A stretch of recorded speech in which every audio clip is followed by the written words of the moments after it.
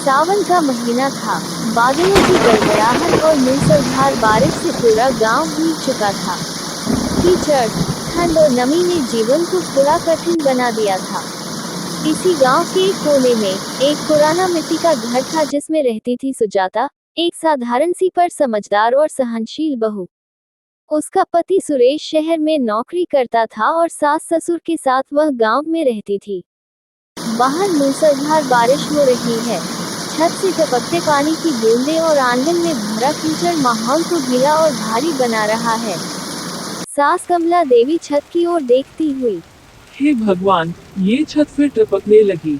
ना जाने इस घर में कब सुख देखेंगे। सुजाता चूल्हे की लकड़ी सुखाने की कोशिश करते हुए कहती है, मैं देखती हूँ अम्मा, शायद पिछली बार जो छप्पर बांधा था वही ढीला हो गया है। अरे छप्पर बांधने से पेट भरता है क्या? आज की सुबह की रोटी का तो अता पता नहीं है। सब जगह पानी ही पानी। मैं कुछ सोचती हूँ अम्मा, हमारे पिछवाड़े जो आम के पेड़ के नीचे वाली सूखी जमीन है, वहाँ चूल्हा जला सकती हूँ। सुजाता सिर पर एक पुरानी प्लास्टिक की चादर ओढ़े पिछवाड़े आम के पेड़ के नीचे पहुँचती है। वहाँ वह पत्थरों से एक अस्थायी चूल्हा बनाती है। सुजाता मन में सोचती है, इन हालात में हार मान ली तो सब भूखे रहेंगे। बारिश ने खेत उजाड़ दिए, लकड़ियाँ गीली कर दी, मगर ये पेट तो हर हाल में रोटी मांगेगा। वह अपने आंचल में छुपाकर कुछ सूखी लकड़ियाँ निकालती है, जिन्हें उसने पिछली धूप में संभाल कर रखा था। गांव की पड़ोसन शांता आती है और वह कहती है, अरे बहू, इतनी बारिश में तू खाना बनाएगी?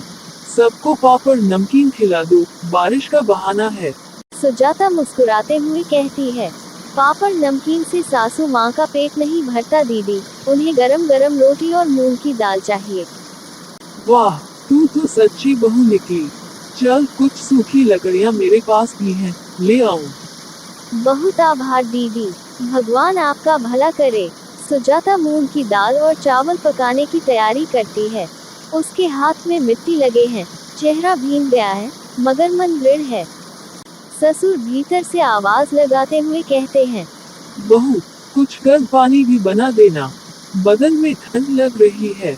देखो तो जरा, कैसे चूल्हा जला रही है बारिश में। औरत हो तो ऐसी। बाबूजी, चाय भी बन रही है, बस 10 मिनट और लगेंगे। बारिश की बूंदें टीन की छत से टकराकर तेज आवाज कर रही हैं।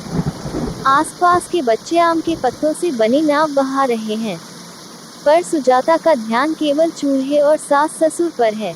रात का समय है, गरम गरम रोटी, दाल और चावल बनकर तैयार हैं। सुजाता पत्तों की थाली में खाना परोसती है। बहू, हाथ के स्वाद में तो शहर की होटलों को भी मात दे दी तूने।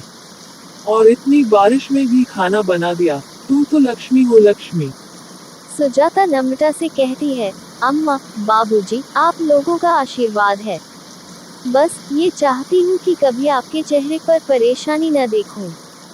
बिजली चमकती है, मगर इस बार डर नहीं, बल्कि उम्मीद की रोशनी है। सुबह की हल्की धूप निकली है। आंगन में कीचड़ अभी भी है, पर मौसम खुला है। कमला देवी कहती है, सुजाता, आज तो तेरी कहानी पूरे गांव में फैली हुई है। हर कोई कह रहा था, देखो उस बहू को, जिसने बारिश में भी खाना पकाया। सुजाता मुस्कुराकर कहती है, अम्मा, एक औरत के हाथ में सिर्फ चूल्हा नहीं, पूरा घर होता है। अगर वो चाहे तो आंधी, बारिश, तूफान सबको मात दे सकती है। हरिराम जी चाय पीते हुए मुस्कुराते हैं, और घर में एक नई ऊर्जा भर जाती है। बारिश आती है और चली जाती है, पर इंसान की जिद और मेहनत हर मौसम को जीत लेती है। सुजाता जैसी बहुएं घर का केवल खाना नहीं, बल्कि उम्मीद, प्रेम और दृढ़ता भी पकाती हैं। उस एक रात की चूल्हे की आग ने जो गर्माहट दी, वह सिर्फ रोटियों में नहीं, बल्कि रिश्तों में भी समा गई थी।